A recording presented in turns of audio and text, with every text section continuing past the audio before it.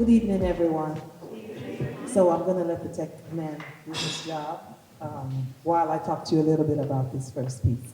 So this first piece is, I like to write songs and poems and then put them to music to make them songs, but they're really poems at the end of the day.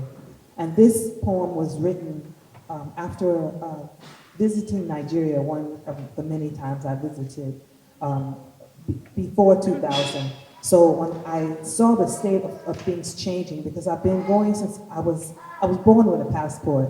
So as I saw the state of things changing, it really broke my heart to how Nigeria, ever since independence, has become even more broken down, the system and everything. So this piece, all right, great. This piece is called Nigeria, and it's just really a love song ode to my country of origin.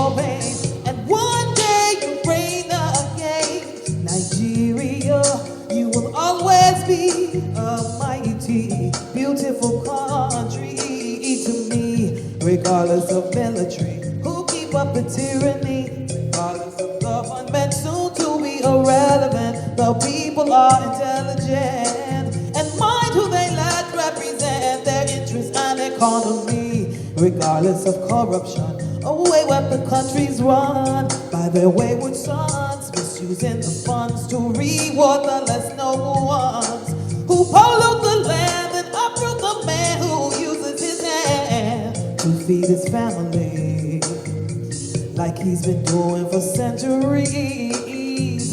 Every child God has to eat, not just those few whose parents control the loot and can afford to do anything they want to in Nigeria.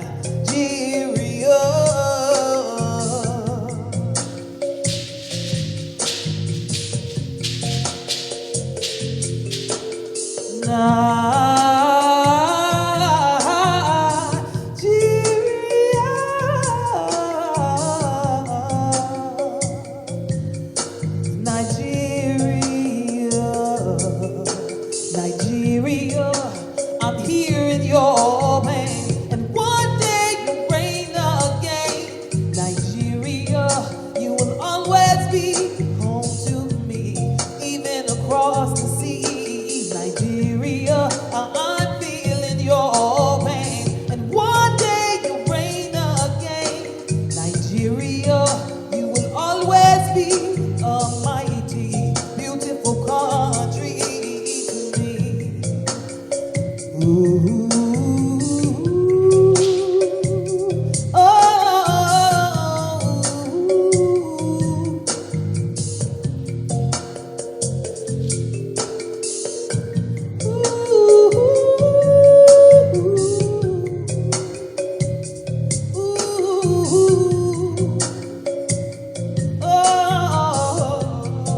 the U.S. of A.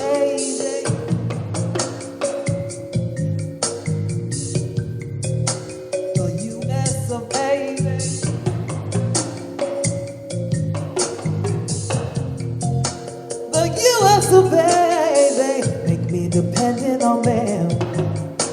They don't take care of certain women and men. They They don't play fair, and that's their biggest problem. You tell the world that the solution to our problem is to be recolonized. But I am not surprised by the lies you use to disguise the truth. It remains to be seen while the answer to our cancer mystifies your magazines. Nowhere to lead. What we really need is for you to leave us alone, yes, and let us retrieve what's unknown on our own. We'll build a new system from our lost knowledge and wisdom, reinvent ourselves once more, change gears and explore while we cleanse away the fears of the chase paper years. With the blood, sweat, and tears from my cries, no one hears but you. I believe me, believe me, believe me, believe me, believe me, yeah.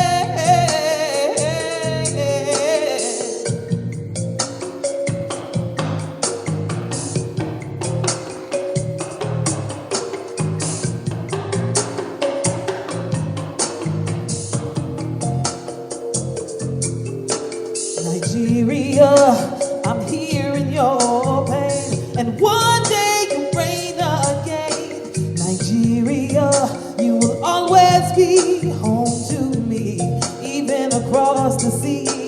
Nigeria, I'm feeling your pain, and one day you'll reign again. Nigeria, you'll always be a mighty, beautiful country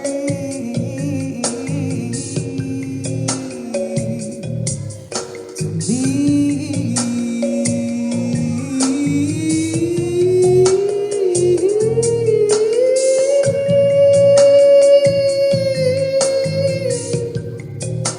Oh, Nigeria. Thank you.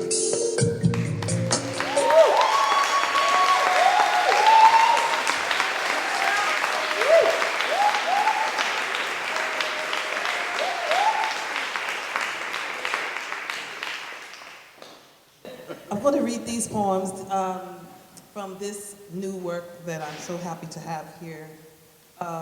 And this first poem I'm going to do is called Igbo Lessons. So, because I was born and raised in Chicago, my father would give us Igbo lessons so that we would learn the language. And so this is the story. Igbo Lessons.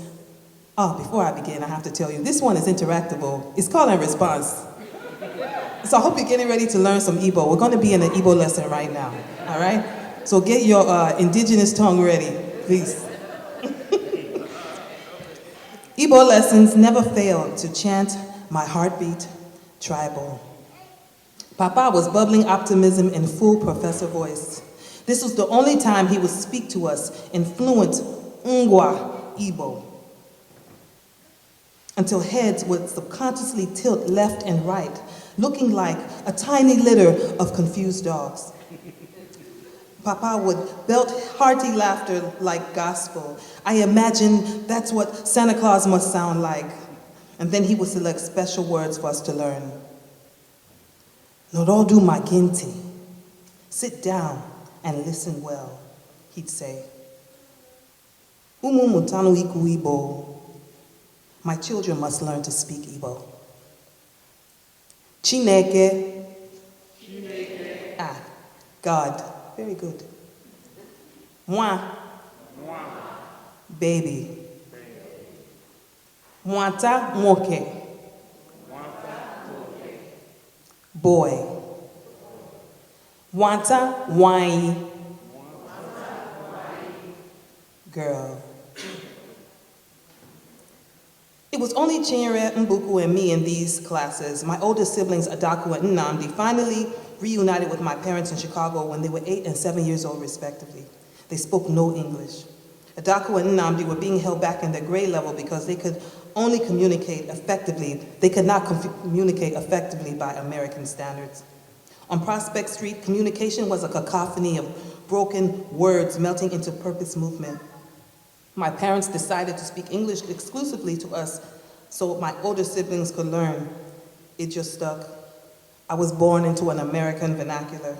In fact, I spoke English so well that when I was 6 years old, my father told me, and he sold me on my future occupation. I was to be a judge. It took me more than 10 years to realize I had to be a lawyer first. Yem, give me. Miri, water. Aka, hand. Isi, head. Azu, fish. Then, if we were lucky, he would dish some of the most appetizing childhood memories. I would savor the taste lingering on my tongue like a last meal. His stories were juicy morsels, sweet plantain offerings for my bottomless belly. I could not hear them enough. My favorite was when he would recount slavery and the war. We were the Nigerian family of refugees infiltrating Holy Name of Mary, all black Catholic grammar school style. My 4th grade class had begun learning about the North American slave trade. I was fascinated by the familiar feel of our kindred experience. My roots run deep, so deep, I sensed my inner Kunta grapple Toby every day in personal battle. Nigeria is my direct homeland. I had no choice in our separation. Generations of my village ancestors first laid eyes on Red Earth. Mama and Papa were raised under the embrace of palm tree protection. Still, at times, I feel like more than a stranger to her. I am Cook County characterized, but within my parents' home is Little Niger. It was Yankee rhetoric adding salt to jollof rice, rap torsos pounding yam around the clock, sometimes drowning in pepper soup and gari. I am product of Umunkwo and Upakari. Without my people, America would just be a mirage, yet I wrestle with the psychosomatic allure of blonde hair cascading down swarthy shoulders. On any given day, the likes of Silver Spoon, NBC News, and Michael J. Fox with his family ties deprogram my mind from the wisdom of the old ways back to the future. I was growing tired of the large serving of English Americana on our table. I wanted to live like the untamed essence of Kunta Kinte, unafraid to face the public spectacle of shame and torture that is born with African pride. I vowed to never denounce my true name splattered on my spirit by blood-soaked bonds. Papa knew healing would come through self-awareness and acceptance. Papa would gravitate to the armchair that best comforted his fatigued bones, gather us up onto his rested lap like love, and hold our gaze. Then he would sing, "Oh, precious Lord, you see what white men have done, oh, oh, oh, precious Lord, you see what white men have done, oh, oh. When they first came here, they gave us looking glasses, oh, oh. And they said to our boys, come go see something, oh, oh. When they came to the water, they said, come on, get on board, you African nigger, get on board. You think I'm joking, get on board. And so they rolled away into the Mississippi, they rolled away. And they rolled away into the Mississippi. When them sick, they threw them overboard. And Into the Mississippi they rode away. And they rode away into the Mississippi.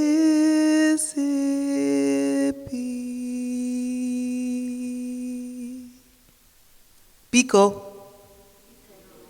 please. Imela. Thank you. Kedu, how are you? Nakoma. Go in peace. Thank you.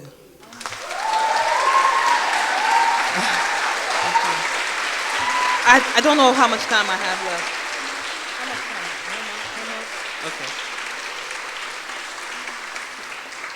Thank you so very much. I'm going to do this next piece, which is a little bit of a interactive one as well. If you want to, when I say Ibo Kwenu, I want you to say, eh. Let's practice that. Ibo Kwenu. Yeah, so not a, like, happy days, but like Okay, thank you.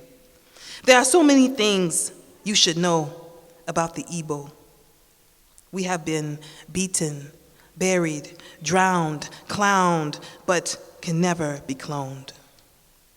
Jews of Africa, jewels of the world, precious gems stolen from village compounds to become legendary. From plantation to planetary, people who could fly would rather die than bow down, reduced to slave. We be royal from crawling to grave. Even the farmers wear invisible crowns on their heads like red caps. Ibukwenu. Preservers of culture and land, we always stand on sacred ground. Any piece of this globe be blessed when we grace the place. Everything double-double when we grind with our mind. We shine in divine time. We have been beaten, buried, drowned, clowned, but can never be cloned. For centuries, our stories have been hidden under our own tongues. But the new day is dawning. Our empire bites back, speaks out, shouting from the top of Chapal Wadi. Those who have ears will hear. The evil of Western slavery or Biafra could not kill our spirit, cripple our will. We still build whole realities with our winner mentality. Our sharp wit creates comedy from tragic tales, ignoring the hater of our skin, turning into the lover of my own soul. We prevail because Chiuku Okike of Igbo land is faithful and true. Do you know the source of the spirit that lives in you? Igbo Kwenu. Give it some energy now. Igbo Kwenu. Hey, 30 to 45% imported of the enslaved Africans were from the Bight of Biafra. Of those trafficked, 80% were likely Igbo, so you never know. Igbo Kwenu. We have been beaten, buried, drowned, clowned, but can never be cloned. Thank you.